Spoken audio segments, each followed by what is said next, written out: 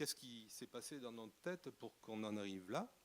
Ben, tout simplement le fait de s'être arrêté un jour dans la zone où se trouvait l'ancienne faïencerie de Vieillard, zone que vous connaissez tous maintenant, que vous avez certainement connue avant, mais quand vous regardez actuellement tout cet espace où il y avait la faïencerie qui a été entièrement démolie, quand il y a eu les travaux, bien, on a regardé ce qui sortait de terre et on s'est très vite aperçu que même si la faïencerie n'existait plus, il y avait des tas de choses qui étaient conservées dans le sous-sol.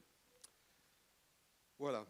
Donc, je vais rester un peu sur mes notes.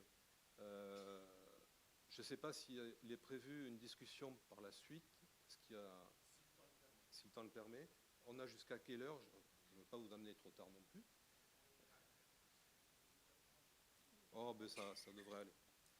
Donc, lors des travaux d'aménagement qui étaient liés à la restructuration du quartier des bassins à flot, à Bacalan, le centre archéologie préventive de Bordeaux Métropole a été amené à faire une série d'interventions.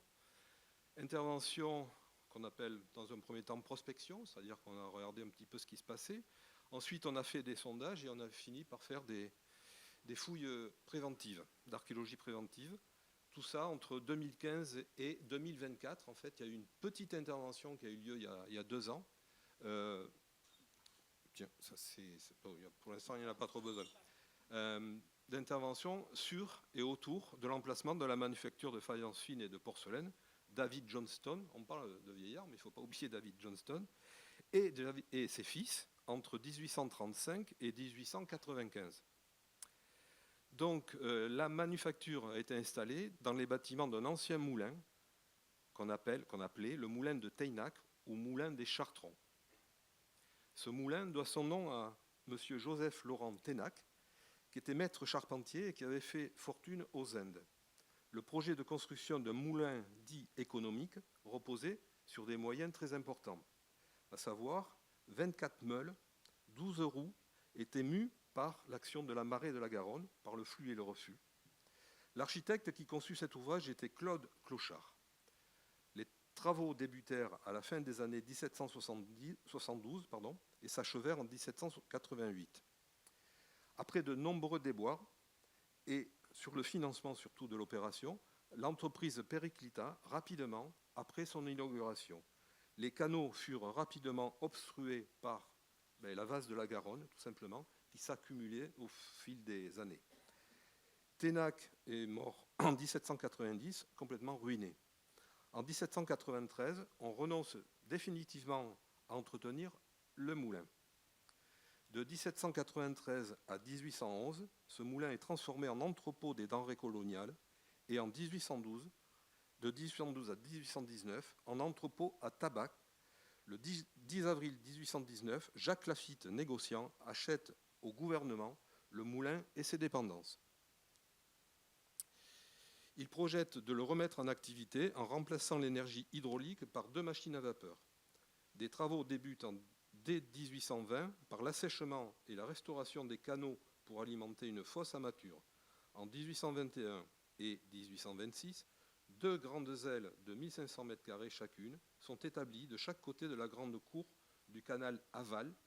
Le 10 novembre 1822, des bains et une école de natation ouvrent dans ces lieux, à la tête du canal amont-est, vers le chemin du Roi, aujourd'hui qu'on appelle Cour-Balguerie-Sluttenberg. Et en 1834, David Johnston rachète le moulin et tous ces terrains pour y établir une faïencerie. En 1835, la manufacture commence déjà à fonctionner. En 1838, 4 fours produisent jusqu'à 18 000 articles par semaine. Près de 400 ouvriers y travaillent. La fabrique s'agrandit vite. On compte un peu plus tard 9 fours qui fournissent 70 000 articles par semaine. 650 ouvriers y sont employés. Les terres viennent de Gironde, le kaolin du Pays Basque et le silex de Dordogne. C'est les 3 éléments principaux qui servent à faire la faïence.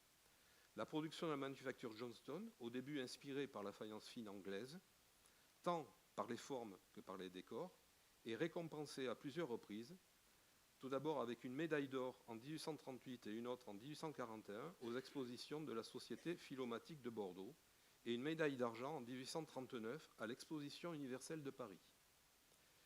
Pour les décors imprimés, David Johnston fait appel à l'artiste bordelais Pierre Lacour, fils.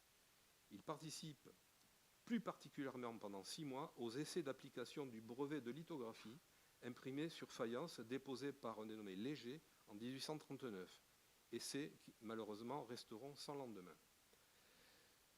Et malgré ce succès, la manufacture de Bacalan se trouve vite en difficulté financière et Johnston doit faire appel à des fonds. En 1840, la société David Johnston et compagnie est créée. Johnston nomme alors Jules Vieillard, agent général de la manufacture. Mais les investissements de David Johnston, augmentation du nombre d'ouvriers, renouvellement du matériel pour donner une nouvelle orientation à la production trop tournée vers le goût anglais et surtout trop chère, et les concurrences de Cray et Montaureau qui fusionnent avec Montaureau en 1840 provoquent la liquidation de la société en 1844. Les actionnaires de la société David Johnston et compagnie se tournent alors vers Jules Vieillard, qui accepte en 1845 de diriger une société en commandite par action sous le nom de Jules Vieillard et compagnie.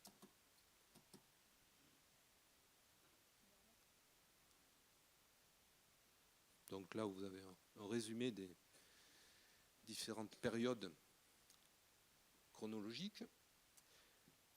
Donc Jules Vieillard prend les mains de la faïencerie et poursuit et accélère la production en grande série de services plus populaires et surtout bon marché et relève la situation financière de la société. La production de certains services créés par Johnston n'est pas pour autant abandonnée, comme par exemple, vous connaissez certainement, les services turcs, sol pleureur et tapisserie. Ce sont des grands classiques et il en fallait pour tous les goûts de l'époque. Vieillard se lance également dans la production de bouteilles en verre, de briques réfractaires, de coques, de grès et surtout de porcelaine dure à la houille qui représente à la fin des années 1850 plus de 50% de la production. Et je suis sûr que vous ne connaissez pas, enfin pour les connaisseurs, beaucoup de pièces en porcelaine qui datent de Jules Vieillard des années 50.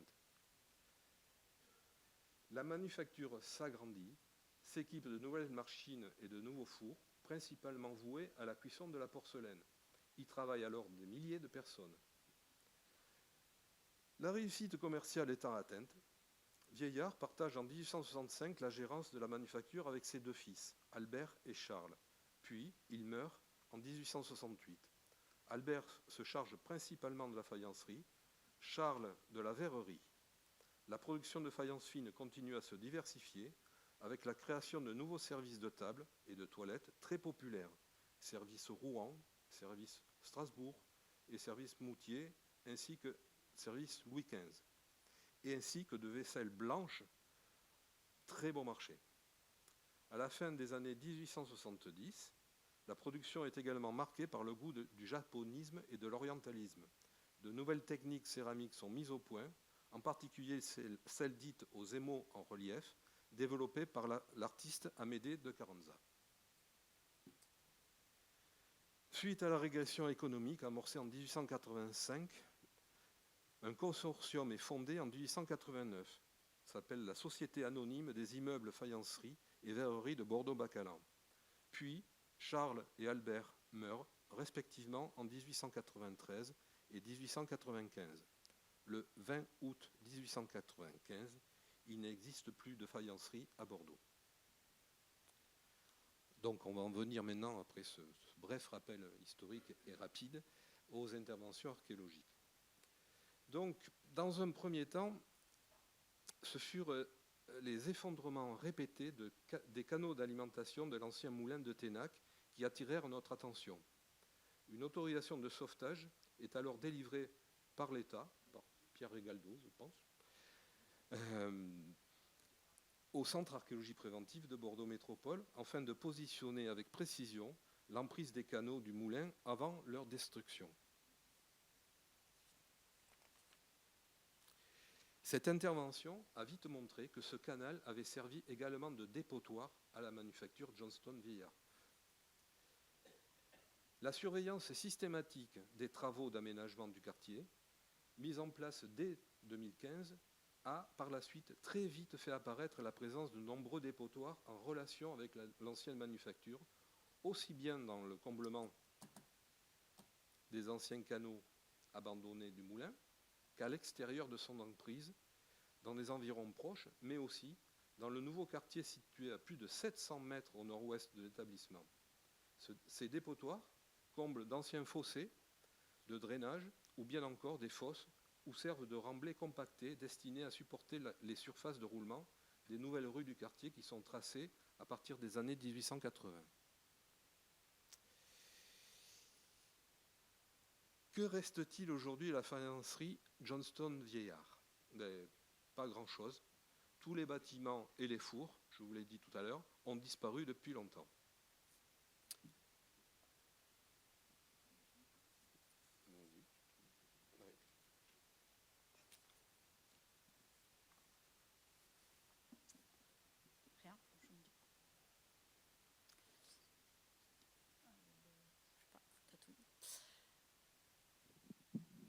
Alors, du coup, donc il ne reste rien, mais on a quand même certaines informations à travers des documents, comme par exemple les photos aériennes. Donc, on a la première photo qui date de 1924, où on voit encore à gauche, entouré par les cercles rouges, surtout les bâtiments qui concernent la verrerie Vieillard, donc à l'arrière de la rue de la Faïencerie qui fait un angle, le trait. Ça, c'est la nouvelle rue de la Faïencerie, mais qui tourne là. Et là, c'est la verrerie Vieillard. Et pour répondre à la question de Pierre tout à l'heure, ça, c'est la verrerie Michel, le petit rond qu'il y a juste avant. Et on remarque que sur la photo de 1933, tout est démoli, tous les bâtiments sont complètement rasés et la rue de la Faïencerie se prolonge. C'est le grand tracé blanc qui est ouvert dans le prolongement de celle qui était avant. Donc on a ces photos-là. Ensuite, on a certains documents, photos d'archives aussi, de la famille Vieillard. Donc là, c'est l'écluse qui donnait sur la Garonne, avec à gauche la maison de la famille Vieillard, et à droite, c'est des bâtiments administratifs, les bureaux.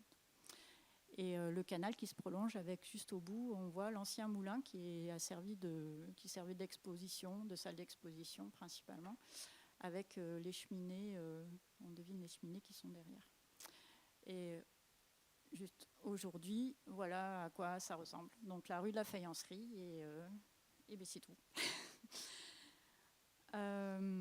Ensuite, on a d'autres vues de derrière. Donc ça, c'est des photos qui ont été données par Jacques Vieillard, qui a un petit cousin, je ne sais plus exactement au niveau peut-être arrière, petit cousin, qui a donné ces photos-là à la SAB, à la Société archéologique de Bordeaux, le 11 mars 1932. Et grâce à lui, c'est les seules vues qu'on a vraiment, par exemple, des fours qu'il y a sur la photo en haut à gauche. On voit les bâtiments en forme, avec les toits comme les toits d'usine, avec le four-bouteille de la verrerie qui sort derrière. Et par contre, ce qui sort du toit, c'est les fours de faïence à gauche, des tout petites cheminées. Voilà, vous avez juste un petit bout de la cheminée d'un four-bouteille de faïence. Donc, four-bouteille, c'est une façon de cuire la faïence, mais aussi la porcelaine. Donc, est-ce qu'on peut remarquer... Attends, reviens. Ce qu'on peut remarquer aussi, c'est sur la photo en bas, ce qu'on voit, c'est le canal donc, qui venait amener l'eau au moulin à partir de la Garonne, donc ce qui suit l'écluse. Et on voit qu'il est déjà pas trop... en tout cas, cas, il ne sert plus pour circuler dessus. Mais surtout, il y a des bâtiments qui sont construits et ce qu'on voit là, c'est le four à coque qui est carrément installé sur le canal, et le canal va être complètement obturé et les bâtiments vont être mis par-dessus. Donc, ce qu'on va vous montrer après, une bonne partie des dépotoirs, en fait, ils rejettent quand ils comblent les canaux, autant celui-là que ceux qui se développent à l'arrière, par tous les déchets, parce que le canal ne sert plus, c'est un peu un cloaque quand même. Donc, c'est un trou, on s'en sert pour mettre tout ce dont on ne se sert plus, qu'on veut se débarrasser. Donc nous, on va trouver, en faisant des trous. Oui. Au début, ils se sont servis de ces espaces-là, c'est-à-dire au début du fonctionnement avec Johnston et Vieillard, des emplacements comme celui-ci qui était le plus proche de la faïencerie. Mais au fur et à mesure du temps, jusqu'en 1895, ils se sont déplacés. Tous les dépotoirs, en fait, ont eu une emprise beaucoup plus longue, entre guillemets, puisque le canal se poursuivait en allant vers l'ouest. Donc, comme je vous l'ai dit tout à l'heure, on a trouvé des déchets qu'on verra tout à l'heure, un peu plus tard, jusqu'à plus de 700 mètres de la faïencerie, de l'emplacement de la faïencerie. Donc, on a découvert tous ces dépotoirs au fur et à mesure des travaux qui se sont faits dans le quartier, après tout le réaménagement du quartier des bassins à flot, et surtout de l'élargissement de la rue Lucien Faure, qui est dans le prolongement en fait, du pont Chaban. Mais ce qu'on a remarqué, c'est que ces dépotoirs, en fait, ça formait des spots, des points bien individualisés qui reprenaient à un instant T, et après ça se décalait dans le temps. Donc on a pu comparer ces dépotoirs les uns par rapport aux autres et ce qu'ils contenaient. Donc ils livrent généralement des lots de vestiges très homogènes sur le plan chronologique, et des vestiges qui sont parfois aussi très singuliers et qui sont stratifiés, c'est-à-dire que chaque couche est vraiment faite du même matériau. Donc on peut y voir des couches qui sont faites uniquement de matériel d'enfournement, ou des couches qui sont faites que de biscuits. Le biscuit, c'est la première cuisson avant qu'il y ait le décor ou les mailles qui soient posées dessus. Ou alors des couches où il n'y a que de la porcelaine, des couches où il n'y a que de la faïence, bref, comme ça, et aussi là c'est pas dans les canaux, c'est plutôt dans des fossés de drainage qui étaient dans les anciens marais de Bordeaux, de Bacalan, où il n'y a que des moules en plâtre. Donc la faïence fine, elle n'est pas tournée sur un tour comme la poterie ordinaire, elle est généralement toujours faite à partir d'un moule, soit un moule d'assiette où on va se servir de support avec une calibreuse qui va faire le fond, ou alors elle est coulée dans des moules avec plusieurs valves, et après c'est démoulé et on rajoute les anses enfin ça dépend ce que c'est comme forme, mais souvent c'est les pichets ou les saladiers, les choses comme ça. Donc on rajoute les anses ou les poignées, les becs verseurs. Donc tous ces moules ont été rejetés, et normalement c'est pas pendant la production, c'est plutôt à la fin. On voit en bas à gauche quand la faïencerie de Montereau a fermé, enfin, au moment où elle a été démolie en 1976, on voit la pelleteuse qui démolit carrément tout le bâtiment, avec les étagères qui supportaient tous les moules qui servaient à faire les faïences, et le gros tas blanc qu'il y a par terre, c'est tous les moules qui ont dû retrouver une déchetterie quelque part. Enfin, je ne sais pas qu'est-ce qu'ils sont devenus, mais on peut s'imaginer que c'est la même chose qui s'est passée à la fermeture de la manufacture de Bacalan. Donc nous on a fait, là c'était lors de sondage, on a récupéré pas loin de 800 kilos de moules, les mieux préservés, parce que c'était quand même des fossés dont ça restait en eau, donc il y avait une circulation d'eau qui se faisait et ça ronge un peu le plâtre, mais bon, ceux qui étaient bien conservés il pouvait même être encore utilisé. J'ai fait des tests. Et du coup, on peut rester sur les moules d'abord. Et du coup, on a quand même suivi le fossé qui était rempli de moules sur 200 mètres de longueur. En fait, il suivait l'axe de la rue Lucien Faure. Et j'ai calculé à peu près, ça correspond à 200 mètres cubes de moules qui ont été rejetés. Voilà, donc on imagine que c'est des quantités phénoménales. Si on ne peut pas tout récupérer non plus. Mais on récupère le maximum et surtout des rejets de toute nature, avec autant de la matière première. On a retrouvé des matières argileuses, du silex calciné, voilà, de toutes sortes du silex pas calciné non plus.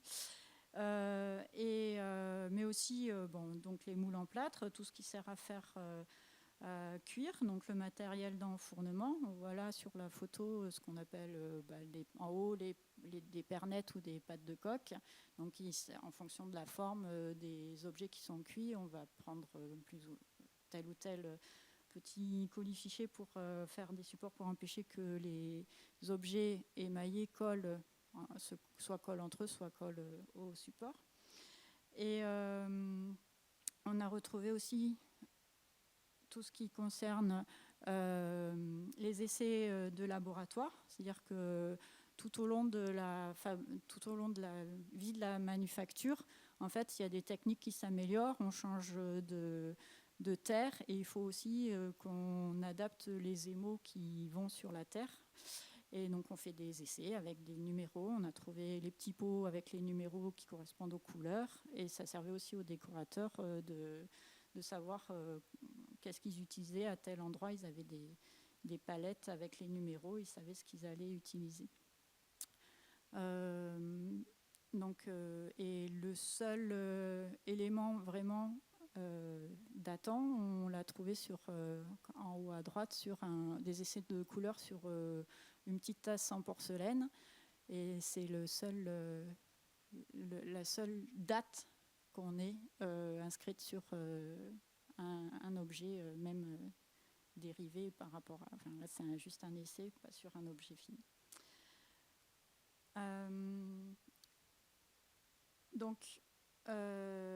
Ensuite, on a aussi tout ce qui concerne tout ce qui est les déchets de production aux différents stades de leur fabrication. Donc, tous ces éléments-là, ça nous permet d'avoir tout un aspect qui est méconnu de la chaîne opératoire, même si on pense tout savoir de la fabrication des faïences. On sait les grandes lignes, mais on ne sait pas exactement comment, principalement Vieillard, ils s'y prenaient et quelles sont les recettes exactement qu'ils utilisaient. Et tout ça, ça nous a permis d'avoir cet aspect-là en direct. Mais quand même, c'est sur le temps long, donc c'est vraiment, on a l'échantillonnage et l'évolution aussi de la fabrication de 1835 à 1895. Donc on voit avec l'évolution aussi qui se fait au 19e sur les techniques de faïencière, on les observe aussi dans les dépotoirs. Donc l'intérêt d'une telle démarche s'est trouvé renforcé par la très grande homogénéité des rejets contenus dans chacun de ces dépotoirs, et en effet, même si la plupart du temps ce ne sont que des prélèvements, même si pour nous c'est quand même souvent massif, qui ont pu être effectués, nous avons pu constater que chaque dépotoir était constitué d'assemblages de déchets très homogènes, tant sur le plan chronologique que technologique. Donc la preuve est que certaines fois on est tombé sur des dépotoirs où il n'y a que le même type de décor ou carrément la même marque de fabrique comme celle qu'on voit à l'écran sur des fonds de bol. Donc c'est vraiment très homogène. Donc ça renforce aussi le fait qu'on puisse étudier un dépotoir par rapport à un autre au niveau chronologique et voir une évolution. Donc les artefacts contenus dans ces dépotoirs offrent un échantillonnage représentatif, certes loin d'être exhaustif, de la période d'activité de la manufacture, donc de sa création par David Johnson à la fermeture de l'établissement. Et ça permet de voir la vision d'ensemble de l'évolution des techniques, des productions, des formes, des décors, ainsi que des marques de fabrique. Donc le contenu de chaque dépotoir a été inventorié dans une base de données qui prend en compte une large part des différentes catégories de vestiges. Les marques de fabrique ont fait l'objet d'un inventaire particulier très détaillé dans la perspective d'en établir une typochronologie, ce qui n'était absolument pas connu jusqu'à présent.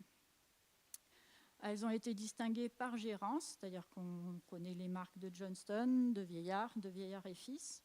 Par type, il y a les marques en creux ou les marques en impression sous couverte. Et par dénomination, on leur a donné un numéro spécifique. Donc une estimation chronologique de la durée de mise en circulation a ensuite été attribuée à chaque marque. Donc, pour ce faire, on a quand même eu à disposition un nombre quand même assez important qui permet de dire que ce qu'on avance, enfin de valider ce qu'on va en tirer ensuite. En plus de tout ça, nos investigations ont suscité l'intérêt des chercheurs de l'IRAMAT CRP2A, Bordeaux Sciences maintenant, du CNRS, qui a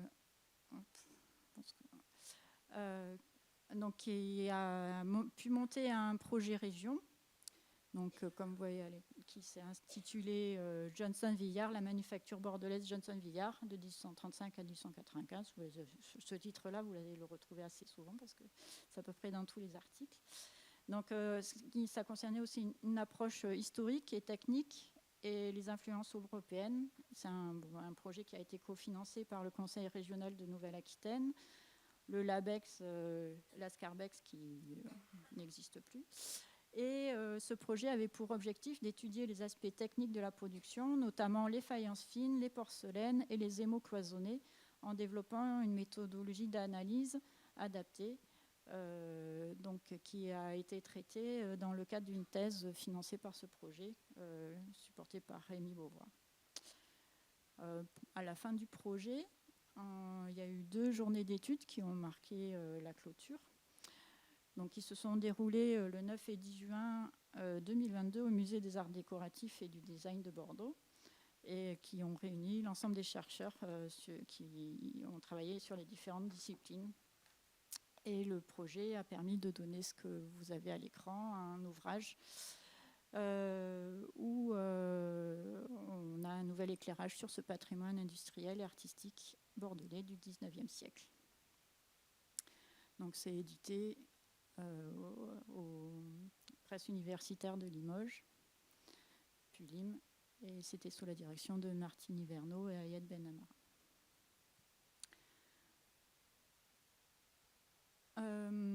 Donc, on va vous présenter maintenant un peu tout ce qui concerne la production et les étapes de la chaîne opératoire. Donc, on a vu qu'on avait ramassé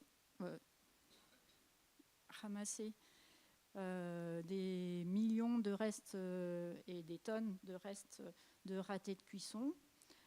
C'est normal puisqu'on est face à une production industrielle, donc qui dit industriel dit on va dire inhumain, mais ça permet du coup de réajuster l'image que l'on a des produits qui sont sortis de la manufacture. En effet, on a généralement aujourd'hui une vision un peu faussée à cause de la conservation sélective qui a été faite, à la fois à cause du temps,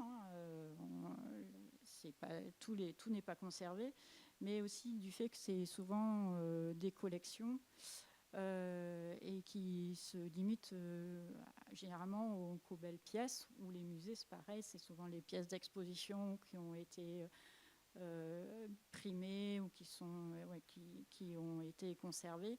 Et le tout venin, il passe un peu inaperçu. Et il n'est pas conservé, à part, justement, on y a accès dans les dépotoirs, où là, on a vraiment l'ensemble de la production qui est conservée. pas en entier, mais qui permet de donner des indications. Donc, on a pu constater plusieurs choses, on a eu des surprises, on va dire. Donc, qu'on ne connaît effectivement pas tout de la production. Donc, certains produits, comme ici, les boîtes à crème, qu'on voit en haut gauche ou en bas. En bas, c'est carrément avec les noms des pharmaciens, ou voilà, surtout des pharmaciens, qui commandaient les boîtes comme emballage pour mettre leurs produits dedans, donc des crèmes et des savons.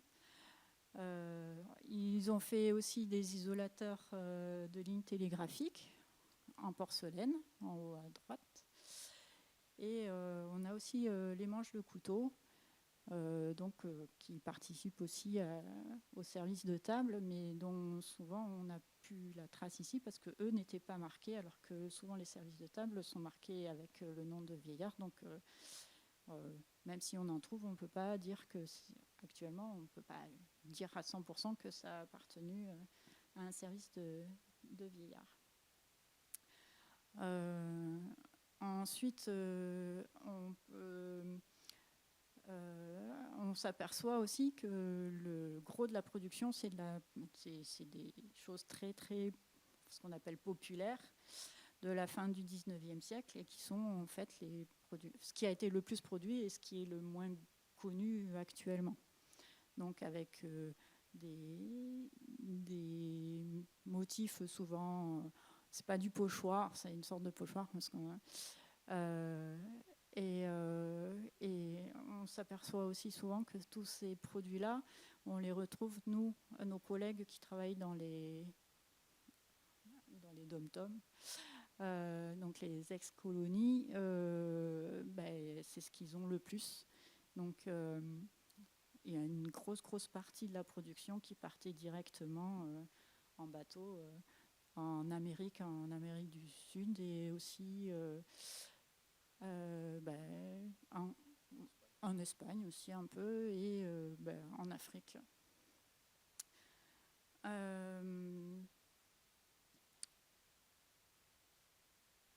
Le point peut-être le plus important, en tout cas ce qui nous a le plus surpris, c'est donc ça, c'est des marques qui ont la particularité, nous on les a trouvées dans les dépotoirs, sauf qu'elles ne sont pas marquées au nom de la fabrique bordelaise, mais au nom de leur commanditaire. C'est-à-dire qu'on voit le service écureuil de la Samaritaine. En fait, les différentes faïenceries au XIXe siècle vont fabriquer à peu près les mêmes décors pour la Samaritaine.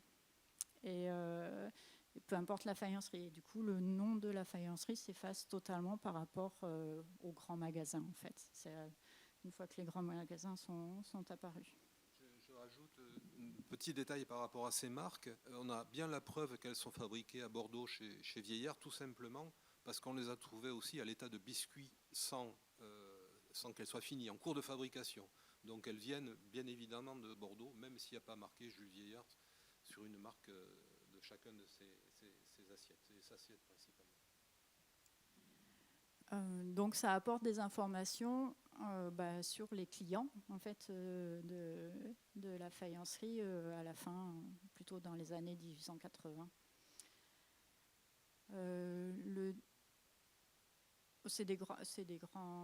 On connaît, à part la Samaritaine, on ne connaît plus trop, mais il y a les nouvelles galeries aussi. Ouais.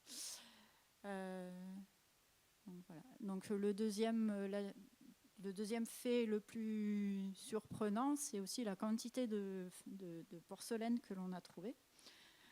Alors souvent dans un état, comme vous voyez, toutes fondues, collées entre elles, donc c'est les ratés de cuisson.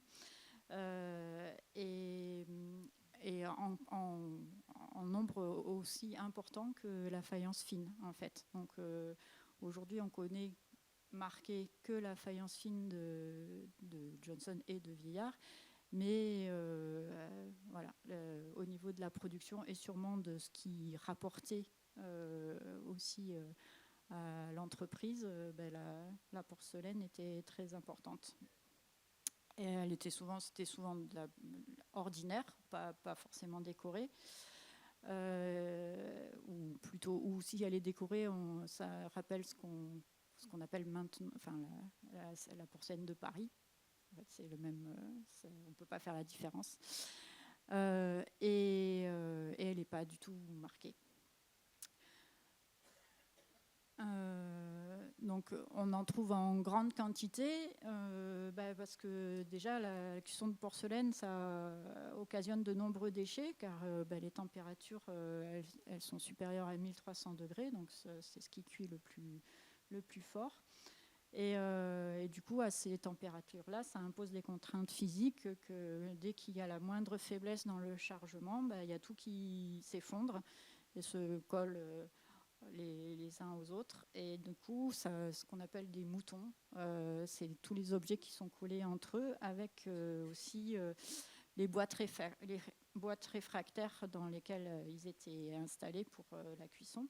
On appelle ça des gazettes.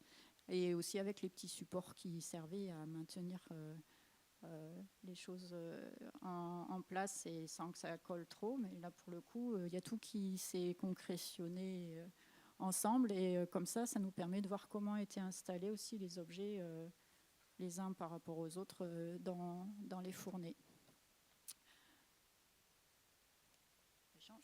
Allez, on repart pour un tour. J'insiste énormément par rapport à cette fameuse porcelaine dont on vous parle, parce que je pense que beaucoup d'entre vous qui connaissez bien Vieillard, vous ne connaissez quasiment pas des objets en porcelaine qui sortent de Bacalan. La quantité, en fait, Valérie vous l'expliquait, concerne essentiellement des assiettes blanches, des assiettes plates, des assiettes creuses, mais il n'y a quasiment jamais de marque dessus. Donc vous avez peut-être chez vous, dans votre grenier, des assiettes en porcelaine de la fin du 19e siècle qui viennent de chez Vieillard, mais en fait, vous ne le savez pas. Et on ne peut pas la reconnaître particulièrement comme ça si on en trouve. Il n'y a que de cette manière-là, en fait, dont on est sûr que ça vient bien de la maison Vieillard. On a vu pas mal de choses, d'objets. Maintenant, on va aller voir un petit peu comment on a travaillé. On va voir un petit peu les interventions qu'on a faites. Je vais vous en présenter une plutôt dans le détail et une autre, je vous montrerai simplement les dernières images je pense que l'avant-dernière intervention qu'on a faite au niveau du cours du raccordement, qui est donc à environ 700 mètres de la faïencerie, des bâtiments de la faïencerie. Donc en 2018, on a réalisé une fouille préventive directement ciblée sur le canal, en fait pas très loin, juste à l'arrière du moulin qu'on a vu tout à l'heure. En fait, l'emprise de cette fouille correspondait à la future tranchée d'assainissement qui devait être réalisée dans l'axe d'une nouvelle voie. Cette tranchée, qui coupait perpendiculairement le canal sud, nous a permis de vérifier la composition de son comblement dans l'intégralité de sa largeur. Comme nos observations précédentes nous laissaient supposer, le canal est apparu à une profondeur environ d'1 mètre par rapport au sol actuel et avait bien servi, bien évidemment, de poubelle à la faïencerie. Donc on n'y est pas allé par 4 chemins, quoi. Là, c'est pas de la fouille à l'instrument dentiste dans ce genre de situation, dans ce genre de contexte. Donc c'est l'appel mécanique qui nous a quand même bien facilité la tâche. Toutes les opérations qu'on a pu faire auparavant nous ont donc permis de pouvoir définir la chronologie exacte des dépôts. C'est-à-dire que cette intervention, on l'a faite après avoir eu une vue vraiment d'ensemble de toute la production du début jusqu'à la fin par rapport au décor, par rapport aux marques, et ainsi de suite. C'est-à-dire qu'à partir du moment où on avait un décor bien conservé ou une marque bien conservée, on pouvait facilement attribuer chronologiquement ce que l'on trouvait. La couche dépotoir observée sur une épaisseur d'1,50 m, on n'a pas pu aller au fond parce que c'était gorgé d'eau, bien évidemment, et le reflet, en fait, d'une très courte période d'activité de la manufacture que l'on peut situer au début des années 1850, c'est-à-dire le début de la gérance de Vieillard. Elle démontre que cette partie du canal est restée ouverte jusqu'à l'apport massif de déchets industriels. Je vous rappelle qu'on n'est pas très très loin des bâtiments de la manufacture, et qu'il a été volontairement et définitivement condamné, je parle du canal, à cette occasion. C'est-à-dire qu'ils ont rebouché le canal, et puis au fur et à mesure, ils se sont éloignés de la faïencerie, et on a retrouvé des poubelles de la faïencerie, jusque, je vous l'ai dit, à plus de 700 mètres. On va les voir tout à l'heure.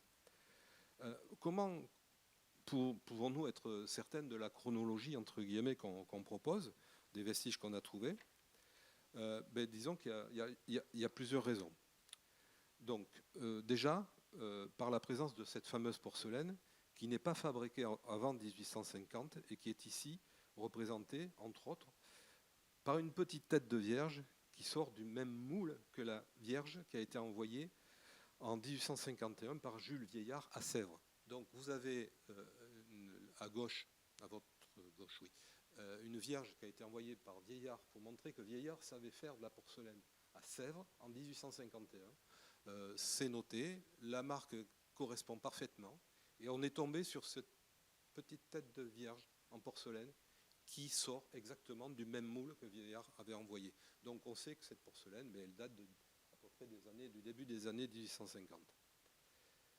Ensuite, autre argument pour avancer une chronologie aussi précise, c'est la présence de certaines marques de fabrique qui étaient associées à tous les morceaux de faïence et de porcelaine qu'on a trouvés. C'est la première marque de Jules Vieillard, dite la marque au tampon ou la marque circulaire, qui est majoritaire dans ce dépotoir, et accompagnée de la marque au chinois tenant une banderole. C'est celle qu'on voit ici. Je pense qu'on a peut-être des vues sur des assiettes donc, qui sont la marque au chinois est exclusivement présente sur des assiettes à dessert, des assiettes qu'on appelle historiées. Et ces assiettes historiées étaient présentes également à l'exposition de l'industrie de Juillet à Paris en 1849. Ensuite, autre argument, absence totale de la marque circulaire. De la marque au croissant, pardon, de la marque au croissant. Je m'en mêle un peu les pinceaux, qui n'a pas été utilisée en 1853 et qui remplace la marque au chinois. Et par la présence de certains décors. Donc là, il y a ce décor-là qu'on a appelé le décor Lustucru. Ça va bien. Et des décors romantiques qui étaient associés à ça, dont on ignore pour l'instant le nom du ou des artistes qui les ont dessinés, mais qui appartiennent à la même école que Léo Drouin. Et là, je vous présente une assiette qui est sur la gauche, qui est un dessin de Léo Drouin sur une assiette Vieillard, qui nous a... C'est la famille Darrigade qui nous l'a montré, qui nous a permis de la photographier. Jacques et Laurence Darrigade, qui sont des gros collectionneurs de Vieillard et dont on déplore la mort de Laurence il y a quelques mois. Donc c'est d'ailleurs à cette même époque que Léo Drouin a réalisé 12 gravures sur acier pour l'impression sur assiette en 1850, dont seulement 10 exemplaires sont connus. Tous ces exemplaires portent la marque au chinois tenant la banderole. Une seule de ces assiettes possède en plus une seconde marque imprimée inédite qui représente une tête de chinois de face. Cette assiette fait donc partie de la collection Darrigade. La marque au chinois à la banderole est d'ailleurs souvent qualifiée de marque emblématique de la manufacture Vieillard. Il faut savoir qu'il en existe plusieurs variantes que nos travaux ont permis de définir et de classer chronologiquement sur la période allant de Johnson jusqu'au fils Vieillard. C'est-à-dire que quand on trouve une assiette ou un vase avec la marque au chinois, c'est soit 1840-45, soit 1885-95 ou 1848-56. Et il y a des petits détails qui nous permettent de faire la différence. Et aussi, c'est grâce aux fouilles stratigraphiques qu'on a faites et aux associations de ces marques à certains services qui sont bien datés.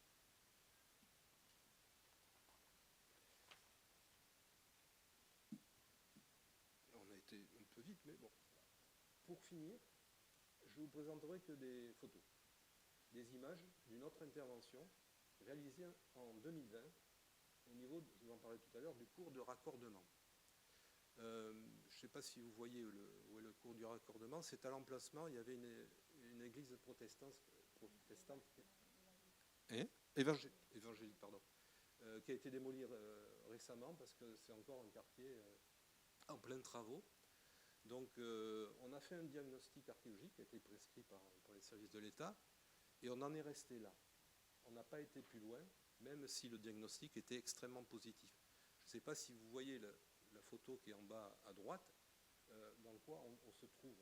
On se trouve dans plus d'1,50 m d'épaisseur, uniquement de déchets de production des fils vieillards. Donc c'est des déchets qui sont datés entre 1893 et 1895 à peu près. Donc on est vraiment au bout de la zone de dépotoir. On est donc à 700 mètres de la faïencerie. Et là, en fait, ça a été complètement remblayé par des déchets de la faïencerie, parce que les fils vieillards ont cadastré, en fait, ont fait des lotissements à cet endroit-là. Ils ont tracé des rues et ils ont remblayé au maximum pour surélever un petit peu le sol, qui est relativement humide dans ce secteur. Donc on va voir peut-être une autre image. Voilà.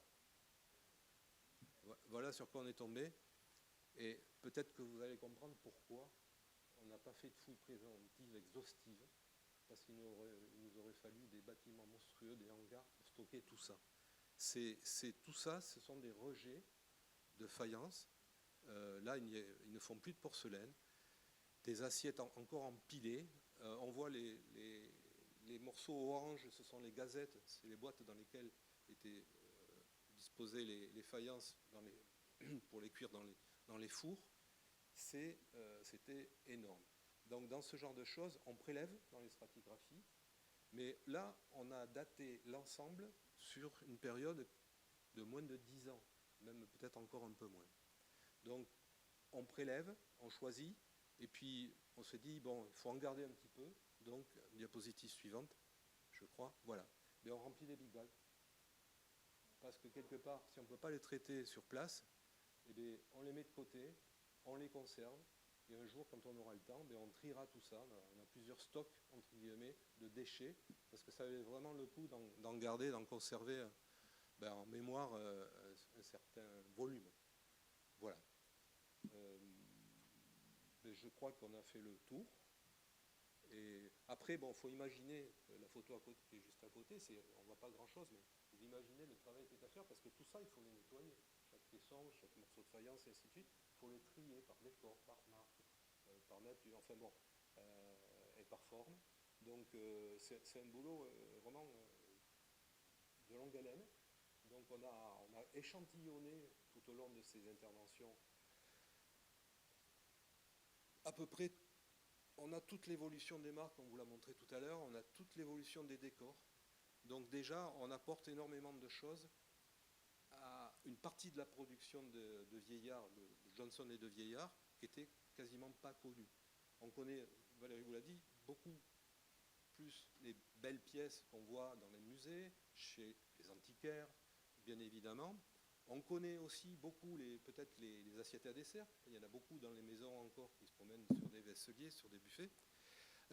Mais tous ces décors-là et toutes ces marques, pour nous ont semblé inédites. Et effectivement, il y a beaucoup de formes.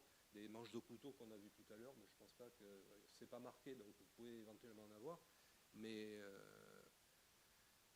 on a fait du sauvetage et on a fait ça pendant plusieurs années et je pense qu'on ne regrette pas de l'avoir fait et je pense que ça servira parce qu'il y a encore des choses à apprendre dans les déchets qu'on a été prélevés là-bas.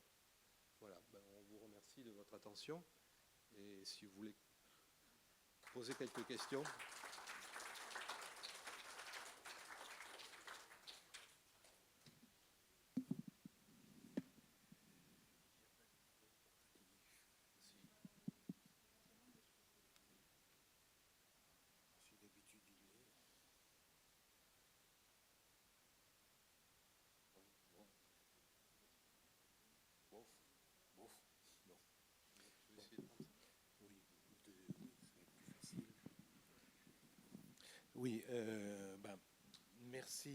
énormément, énorme d'ailleurs, c'est le mot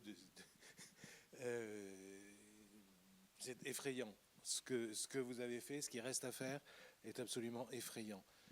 Et c'est vrai qu'à l'époque des débuts, j'ai vécu juste les débuts de ça, mais j'étais complètement effrayé par la masse de travail, la masse d'informations qui était là. Et vous avez fait un boulot formidable. Et dans toute cette casse absolument effrayante, enfin casse, mouton et compagnie, est-ce que dans ces techniques, on a une idée du pourcentage de casse? Non. En fait, ce qu'on a prélevé, c'est minuscule. Enfin, ça représente rien par rapport à tout ce qui est parti dans des camions, parce qu'il faut dire que il y a beaucoup de choses qui sont parties à la poubelle. Et quelque part, nous, on a prélevé, on a un échantillonnage. On a essayé de travailler sur essentiellement, d'une part, les marques. C'est comme pour la période gallo-romaine, sur les sigillés, il y a des marques de potiers, mais sur Vieillard, il y a des marques de fabrique. C'est la même chose, c'est le même travail. On a travaillé sur la typologie. On travaille sur la typologie des vases grecs, gallo-romains, mais là on a travaillé sur la typologie des faïences fines et des objets, parce qu'il n'y a pas que des services de table ou des choses comme ça. Mais on en reste toujours, il y a encore des choses, on n'a pas tout compris, on n'a pas tout vu, donc on en reste toujours à un échantillonnage qui n'est pas exhaustif. Mais je pense que quelque part, rien que ça, mais oui, mais pour que ça soit exhaustif, il faudrait encore, pour trouver quelque chose qu'on n'avait pas encore trouvé. Ben, voilà. Et pour répondre plus précisément, c'est à l'époque, en fait, ils ne comptaient pas en nombre d'objets mis dans les fours, ils faisaient des fournées à tant de francs, en fait. Donc, donc c'est difficile de savoir combien il y avait par fournée. Les chiffres qu'on a, je ne sais pas d'où ils viennent, enfin, s'ils ont été repris. Et ensuite, après, ils disent voilà, 70 000 par semaine. On peut s'imaginer que nous, ce qu'on a trouvé, c'est pas grand-chose. Et après, il y a aussi un nombre. Ce qu'on remarque quand même, c'est qu'il y a une production plus rapide, de moins bonne qualité, plus on va dans le temps, plus on arrive vers nous. Donc, les dépotoirs des années de la fin de la faïencerie sont beaucoup plus importants que les registres sont beaucoup plus importants que ceux du début. Et en plus, ils disent aussi que comme la faïencerie a été contrainte dans les anciens bâtiments du moulin, elle devenait très étriquée et ça devenait très difficile par rapport aux manutentions et entre les différents postes de travail, c'est-à-dire entre le biscuit, sortir les biscuits des fours, après les amener à la décoration, les mailles dans les fours après de démo. Il y avait beaucoup trop de transport et il y avait beaucoup de casse à cette occasion-là. Plus on circule avec les objets et plus il y a de la casse. Donc c'est pas de la casse forcément de fabrication de cuisson, c'est plus voilà, ce qui explique qu'on a des choses. Des fois, on se demande pourquoi c'est rejeté parce qu'en fait, il n'y a pas de défaut de cuisson, quoi. C'est vraiment les choses, elles se sont cassées parce qu'on. Voilà. Mais je pense que ça, peu importe, ça, vu le nombre, ça fait partie du. Voilà, ça n'empêche pas de faire tourner la boutique autant. Je rajoute une toute petite chose, mais qui a son importance aussi. On a oublié de vous signaler que pour la faïencerie, il n'y a pas d'archives, ou très très très peu d'archives. Elles ont disparu et on n'a pas pu avoir ces documents pour nous aider, entre guillemets. Donc, mais bon, peut-être qu'un jour il y a des choses qui sortiront, mais je pense pas. Les archives du sol. Les archives du sol. J'ai encore une petite question, enfin j'en aurais beaucoup, mais je ne veux pas abuser. Mais quand Bacalan travaillait pour la Samaritaine ou pour Nouvelle Galerie, etc., est-ce qu'ils étaient les seuls à travailler là-dessus? Ils avaient répondu à un appel d'offres, il y avait une sorte d'exclusivité de production ou pas? Et est-ce que là-bas, justement, il n'y aurait pas des archives?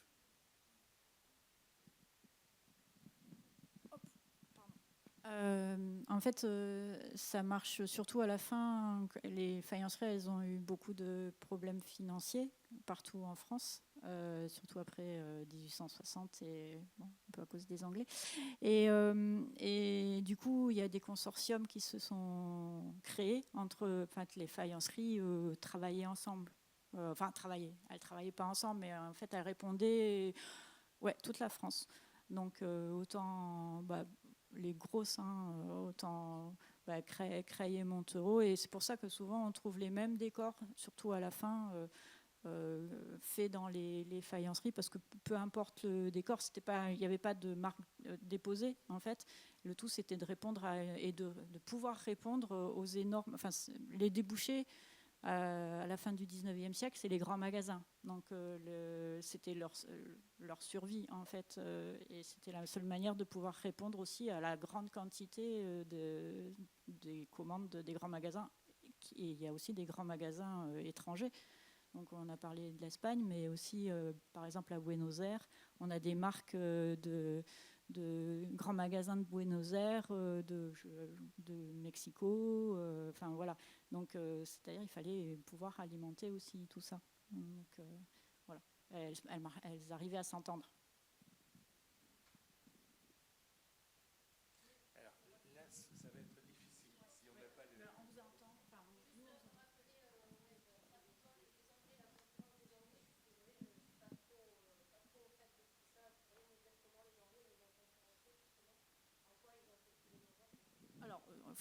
C'est un problème qui date depuis très longtemps, mais les Anglais, ils ont l'industrie en fait, la production à partir de la faïence tannifère, la porcelaine, c'est créé en Angleterre.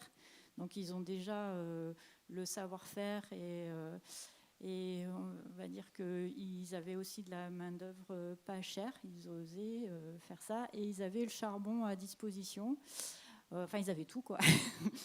Et nous, on courait derrière depuis longtemps. Donc, à partir du moment où il y a, alors, je ne vais plus savoir le ministre mais il y a le droit de libre-échange qui est apparu. Et du coup, on a autorisé l'importation des faïences, enfin des produits anglais. Pas que la faïence, ça marche pour tous les produits.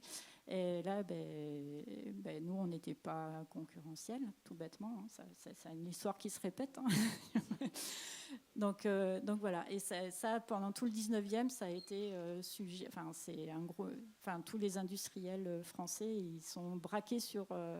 Ils regardent de près ce qui se passe en Angleterre parce que c'est leur vie quotidienne. Et les toutes premières productions de Johnston étaient partie faite d'imitation de formes et de faïence anglaise.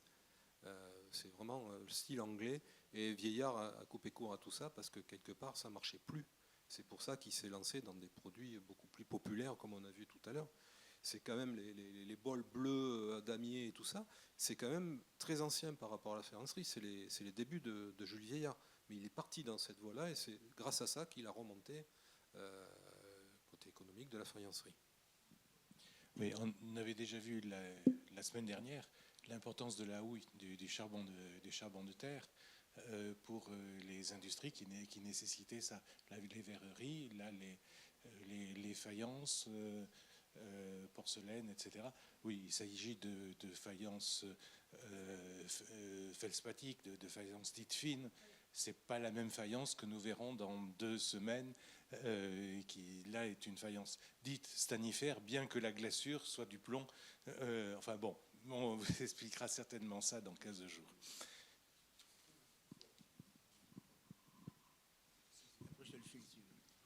Non. 2 choses. On a l'impression que le nom Johnston disparaît avec le temps, comme on peut voir sur la photo. Et il y a 15 jours, on nous a parlé de la manufacture des Laclotte, qui était rue de la Verrerie, enfin rue de... La rue, on était là. Non. La rue où était la faïencerie, il y avait la manufacture Laclotte. Est-ce que c'est la même ou pas? Où est-ce que se trouvait, si vous savez? Non, alors Laclotte, ça me dit rien. Mais non, oui, je pense qu'il y a 15 jours, on vous a dit que sur la faïencerie Hustin, il y avait un lotissement de Laclotte. Ouais. Donc c'est du côté de la rue Fondodège. La rue Victoire américaine, c'est Victoire, la fille de Jacques, je crois, Hustin, ou je ne sais plus quoi, qui a épousé un Américain, etc. Donc tout ça, c'est le quartier de cette faïencerie. On est tout à fait en dehors, et c'est de la faïence ordinaire, enfin de la faïence qu'on dit stanifère, parce qu'elle a de l'étain, bien sûr, mais dont la glaçure est du plomb. Oui, et en plus, il y a les culs noirs et tout ça qui apparaissent au 19e. Il y a la faïence, il y a des productions, là c'est la faïence fine et la porcelaine qui prédominent, mais il y a toujours d'autres petits, alors beaucoup, c'est un peu plus familial, mais qui perdurent. Il y a Boyer qui continue.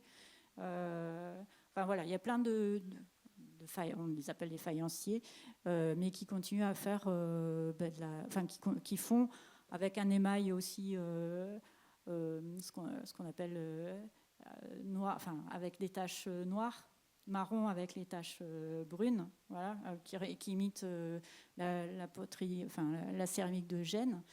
Donc voilà, il y a de la production de poterie et de faïence ordinaire qui continue. Mais là, c'est la faïence fine, c'est jugé pour être l'innovation et c'est en vogue, et surtout par rapport au fait qu'elle soit blanche. Et c'est le courant hygiéniste aussi qui fait que voilà, c'est blanc, c'est propre, ça imite la porcelaine, ça résiste plus au feu, enfin bon, c'est plus propre. Voilà, ça marche avec le temps. Pour répondre indirectement à la question, après, donc en 1895, il n'y a plus rien qui s'installe à la place de la faïencerie donc de Bacalan. Il y a des tentatives des ouvriers et des chefs d'atelier de recréer une faïencerie. Parce que pas forcément dans les bâtiments, parce j'ai dit tout à l'heure que c'était un peu trop étriqué. Mais du coup, ça vivote. Et il y a quand même... alors, il s'appelle Bourg-d'Alex. C'est plutôt qu'ils étaient plutôt à Saint-Amand, dans un faïencier un entrepreneur plutôt du Nord ou même de Longwy qui s'installe. Et après, il y a la faïencerie Bertrand qui reprend. Donc,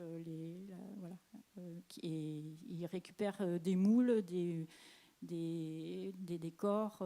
Ils ont quand même un petit peu quelques de l'outillage qui vient de la faïencerie Vieillard. Mais bon, c'est vraiment... je ne veux pas les diminuer. C'est de la production, mais de moins bonne qualité et un peu plus... Voilà, c'est plus le standing de Vieillard de l'époque. Voilà. Oui. Il n'y a pas de filiation directe, en tout cas, entre Hustin et Johnston. Ce n'est pas du tout la même technique. Ni la même époque. Mais une filiation, c'est fatalement des époques différentes, monsieur. Mais il faut dire que le 19e et puis le 20e dans la suite a inventé des types de céramique à n'en plus finir, des glaçures à l'os, machin truc. Ils ont fait 36 000 choses et chacun avec sa technique. Et qui n'ont pas beaucoup de filiation. Oui. Oui, alors là c'est un peu particulier parce que ça c'est la marque, on voit porcelaine à la houille, c'est celle qui a été mise sur les pieds de la Vierge pour envoyer à la manufacture royale de Sèvres. Donc en fait il s'est appliqué, il a créé une marque exprès avec seulement son nom. Mais Jules Vieillard, le mieux c'est avec celle où il y a tout. Ouais, ou les marques, voilà. Donc on voit la première marque au chinois avec David Johnston en haut. C'est normal, c'était lui le patron, hein, c'est son entreprise. Donc, ensuite, Vieillard, il va quand même souvent dans ses... Jules Vieillard, donc il travaille pour Johnston, il a quand même comment on peut dire, un respect pour David Johnston. Donc souvent dans les marques de Jules Vieillard, il conserve le nom. Il y a Jules Vieillard et il y a Johnston aussi sur ses marques. Celle aux 3 croissants qui est connue, il y a les deux. Mais par contre, arrivés les fils Johnston, il disparaît. C'est un vieux machin, ils ne veulent plus en entendre parler. Et donc à partir de 1860, voilà, les marques, il n'y a plus jamais David Johnston qui sont marquées dessus. Ça, c'est l'histoire des marques. Pourquoi ils ont choisi telle marque et tout, ça, c'est on ne saura jamais. On peut supposer des choses, mais voilà. Pourquoi le chinois, ça c'est une autre. Alors j'avais une question, comme mes collègues guides, parce qu'on parle quand même pas mal de ça, donc avec le trio des guides là. Je voulais savoir, en dehors du joli restaurant qu'on a à la Belle Époque, quand même, qui est un magnifique endroit, est-ce qu'on a des ponts sur les États-Unis? Justement, comme vous disiez qu'on vendait sûrement en Martinique, en Guadeloupe, dans le sud des États-Unis, à la New Orleans, etc., vu qu'on a quand même pas mal de ponts à faire avec eux, est-ce que là-bas, il y a des traces de vieillards, que ce soit dans les brocantes, dans les magasins d'antiquités? Est-ce qu'on a ça là-bas? Est-ce qu'on a une trace matérielle? C'est ma curiosité. New Orleans, c'est trop... Quand les Français s'installent là-bas, c'est avant David Johnston, donc pas trop. Et c'est ceux de la New Orleans qui, souvent des Français qui vont s'établir plutôt au Mexique. Donc il va y avoir plus de choses en Amérique du Sud. Mexique, Argentine, voilà, après c'est les plus connus. Donc c'est plutôt là-bas qu'il faut aller chercher. Et pareil, après il y a les... c'est Amédée de Carranza, donc, qui a fait les émaux cloisonnés, qui va continuer, il a fait un tout petit passage à la faïencerie de Vieillard, et après il continue il est auto-entrepreneur, il fait que pour lui, et il va participer aux expositions. Alors, ce n'est pas les expositions universelles, mais de l'industrie de là-bas, et donc à New York, carrément, mais ça va être plutôt au début des années 20, enfin, vers 1912, voilà. Et donc, en fait, États-Unis, on n'a pas trop de... Enfin, on n'a pas, c'est pas moi. Amérique du Sud, ouais. Et surtout Mexique, Argentine. Et puis après, les colonies françaises. Oui, donc là où va le commerce, logique d'une certaine façon Ouais, aussi. oui. Et on pourrait penser... Et le Canada, c'est pareil, c'est avant. C'est avant. Le Canada est anglais à ce moment-là. Ouais, du coup, on ne va pas donner aux Anglais. Et le Canada français a produit ses propres... à ce moment-là, produisait ses propres céramiques. Donc, d'autres... Par curiosité, vous avez conservé combien de morceaux à peu près? Et où vous les avez conservés? Non, c'est par tonnes. On a des chiffres, mais ils sont...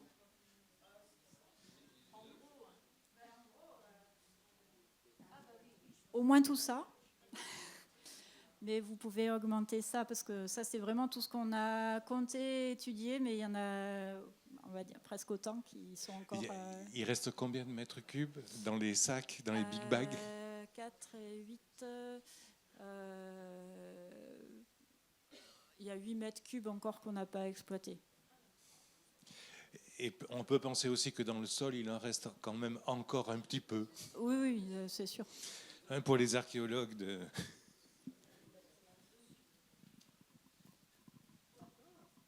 Une question pour les archéologues du futur. Comment as-tu géré l'évacuation de ces fameux camions chargés de débris? Où vont les débris? Est-ce que vous recréez une zone artificielle de dépôt, ou bien tout ça c'est mouliné et ça disparaît?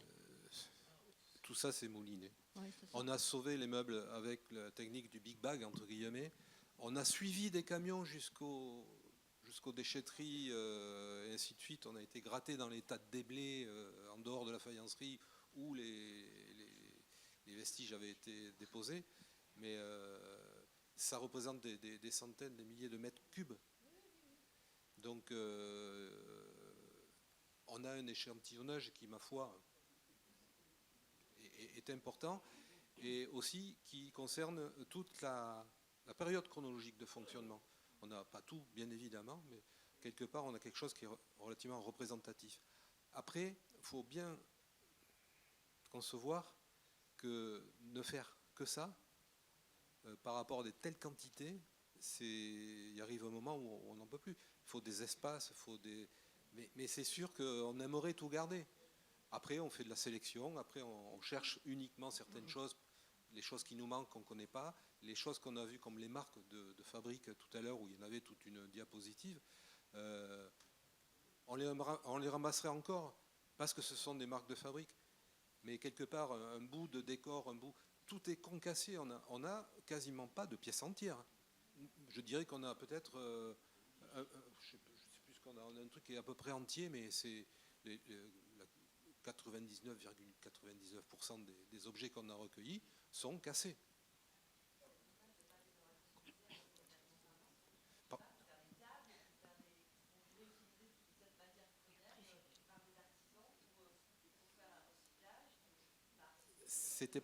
C'était pas prévu au départ.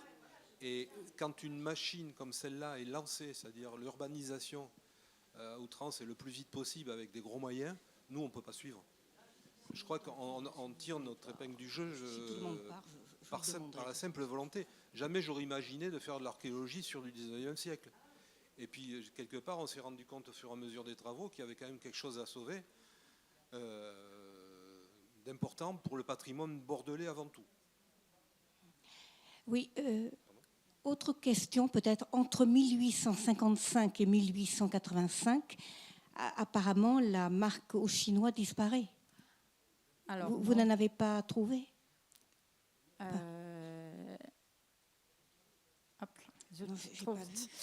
Alors, entre 1855 et 1885, en fait, elle n'est plus utilisée. Donc, elle reprend en fait en 1885 avec les fils que sur certains services.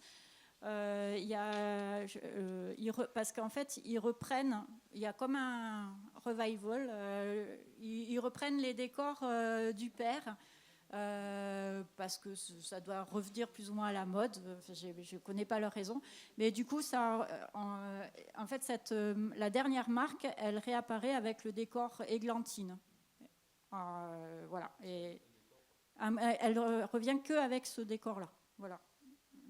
Pour dire. Et parce que c'était celui-là qui était utilisé au début. C'est moi qui ai une mauvaise mémoire. Alors je vais me tourner vers Valérie pour qu'elle vous dise, parce que je ne m'en souviens plus. On a travaillé bien évidemment sur les marques, comme on travaillerait sur les timbres-poste.